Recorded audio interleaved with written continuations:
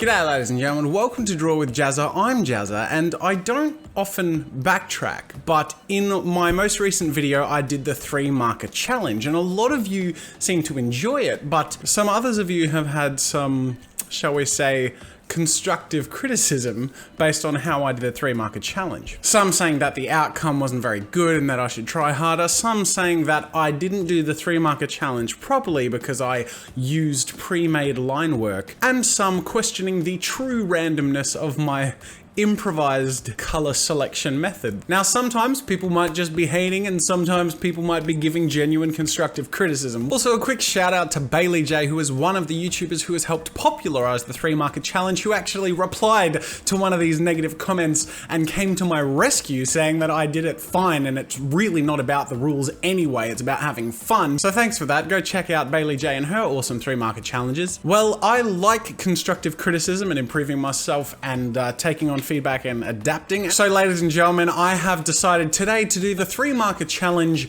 again, but this time I'm going to do it in a way that won't be able to be questioned. I know some people are going to find something, but just shut up and watch the damn video. So here's what I'm going to do.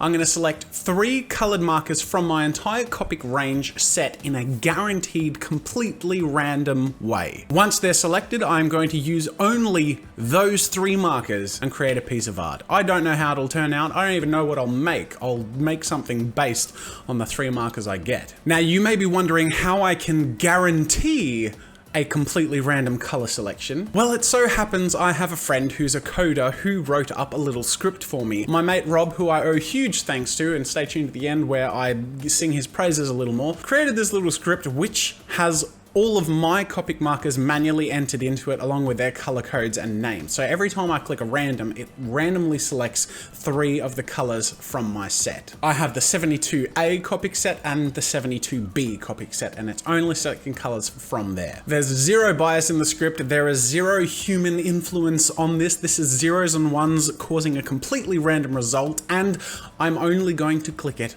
once. I've started it off at the default. I've shown you how it works. And my 3 markers are, drumroll please.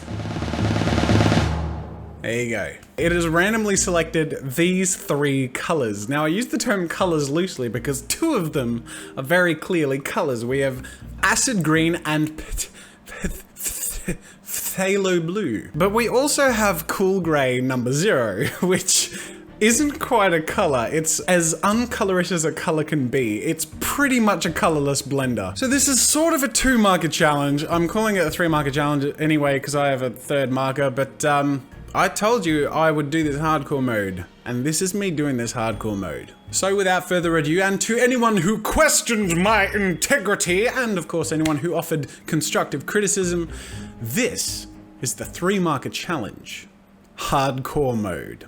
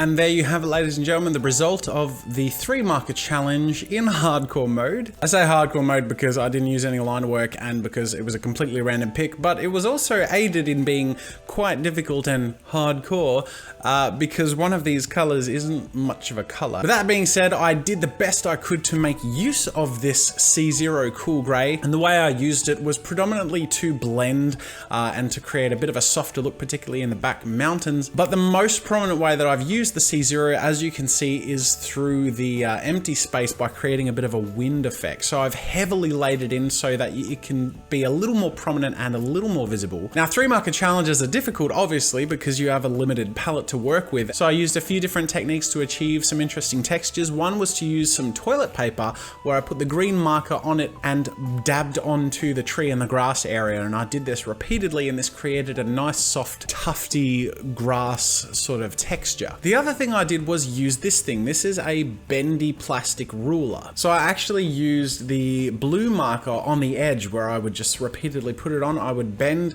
the ruler into a position and stamp it down. And as you can see, that's how I got some of these lines. And then I used the gray marker on those lines to sort of bring them out. And the good thing about that is while blending with this C0 cool gray didn't really make the gray stand out, in blending very slightly with these stamped lines that I put down, it helped add a little more saturation to my C0 cool gray, which makes these lines more prominent. And I don't believe they would have stood out like this without that stamping being done. And I feel like that's added a really cool effect to the piece. Other than that, it's all pretty straightforward. You saw me do it. I hope you enjoyed this video. Once again, a huge thanks to my mate Rob, who created this little app loaded with all my Copic markers so I could come up with a random 3.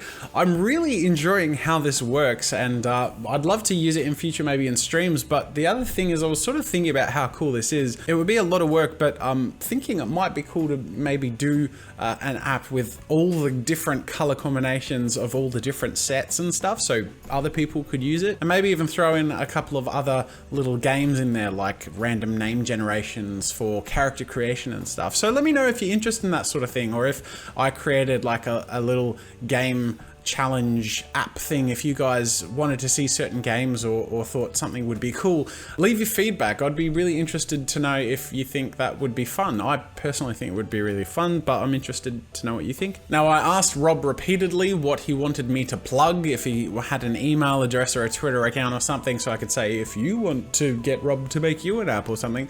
And he said to plug Tabletop Time, so I'll plug Tabletop Time. Tabletop Time is my other YouTube channel, which Rob participates in, and currently he's narrating a story called The Blood Brothers, where I'm a participant, and so is my brother and another friend of mine. The channel is predominantly tabletop role-playing games, where we essentially make up characters and through our imaginations roleplay various scenarios. It's a lot of fun, so if you're interested in listening to something while you work or draw or whatever, feel free to check that out. Anyways, I hope I've redeemed myself from the John Cena 3 marker challenge debacle, as some of you might call it. I've really enjoyed doing this 3 marker challenge again, and I've really enjoyed everyone's input and feedback and participation in these fun games and joining the arty party. That's it for now, ladies and gentlemen. Thank you so much for joining, and until next time, I'll see you later. Thanks for watching. Make sure to subscribe to my channel for new content every week. If you want to support my work and get some goodies for yourself, head over to my store for archives, ebooks, digital brushes, video courses, and more. If you enjoyed this video, here's a link to some more content you might like. Draw with Jazza is proudly sponsored by Adobe. Join the Creative Cloud today and get loads of incredible industry-standard creative tools such as Photoshop, Animate, Premiere Pro, and other apps for your computer or mobile device. That's it for now. Thanks for joining the arty party, and until next time, I'll see you later.